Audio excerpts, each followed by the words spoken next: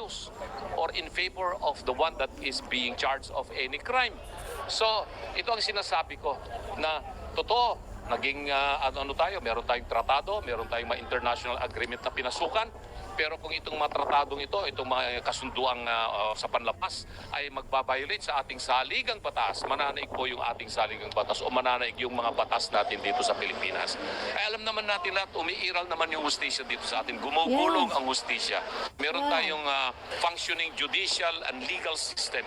Meron tayong mga korte na pwede nating saban kung anumang kaso yung binibintang kay Tatay Digong. Kung murder yan, murder yan. Kung rape yan, rape yan. Tulad ng pinagagawa nila kay Pastor Apollo Kibuloy, sinampahan ng katakot-takot na kaso. Eh bakit hindi nila gawin yan kay Tatay Digong? Bakit nila isusurrender yung soberenya o karapatan ng Pilipino sa isang dayuhang puti? Mga bansa na sila po ay nag-alipusta sa Pilipinas ng mahigit 400 years. Tayo po ay inapuso ng mga yan ng mahigit 400 years. Marami silang pinatay ng mga Pilipino, marami silang dangal ng mga Pilipina at tayo ay nanalagi na tayo ay kanilang alipin ng napakatagal. Hanggang ngayon pa ba ay alipin pa rin ang tingin nila sa atin? At tayo naman, may mga sektor tayo rito sa Pilipinas na sunod-sunuran kung anong kagustuhan nitong mga put sa Europa. Hindi dapat ganon ang Pilipino, asa ng nasyonalismo at sa patriotismo. Siyempre, may mga political opponents, si Pangulong Digong na tuwang-tuwa, mapalakpak yung kanilang tinga, yung kanilang ngiti ay hanggang tenga. Pero ito mga kababayan, ang Pilipinas na ating mahal ay talaga po namang mahal na mahal ni Tatay Digong.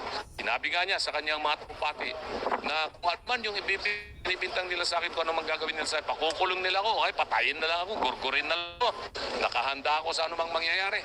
At yan ay hindi dahil ginawa ko ang mga bagay na yan para sa akin o para sa pamilya ko, kung hindi para sa masang Pilipino, para sa mga magsasaka, mga isda OFW at sa bansang Pilipinas. Sabi niya, nakahanda ako o kahit na patayin nila para lang sa bayan. So yan po ang Tatay Digong natin.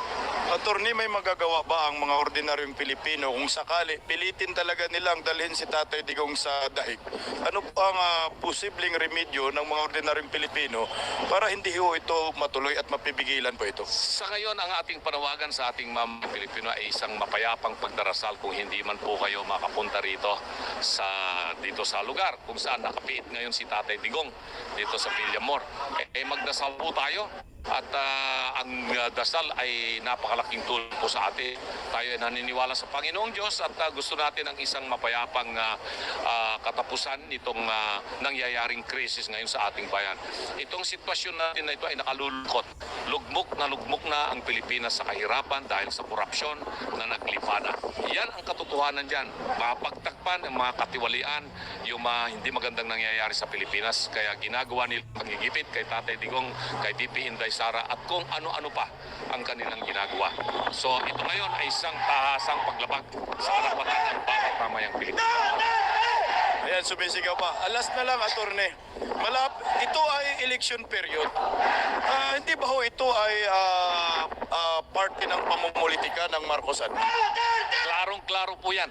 Dahil sa lahat po ng ating napuntahan, maging saan mang dako ng Pilipinas, saan mang probinsya, saan mang syudad, at pati po yung pagpunta namin sa Hong Kong 2 days ago, nakita natin yung suporta ng mamamayang Pilipino.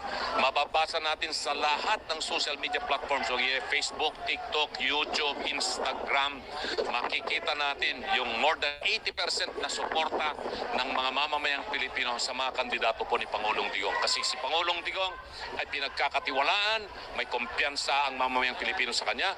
Kaya yung mga napili po niyang kandidato sa Senador, nakasama po ako, number 34 sa Senado, malaki ang tsansa natin dito. At nakita natin kung paano ang taong bayan na sila na po ang nagsasalta. Yan po kinatatakutan nila. Kaya po nila ginagawa ito. Tanggalan ang oposisyon ng leader na tulad ni Tatay Digong at ni VP Inday Sara para tuluyan ng malumok na apilayan ang oposisyon at mananahimik na ang mga mamamayang Pilipinong ay nagnanais ng tunay na pagbabago para sa magandang kinabukasan ng mamamayang Pilipino. Maraming salamat, Attorney Raul Lambino, number 34 sa Senado. Thank you so much, Attorney. Bisnak Pilipinas. Duterte! Duterte! Duterte! Duterte! Duterte! Duterte! Duterte! Ayan, maraming salamat. Grabe, yung manig na po ngayon.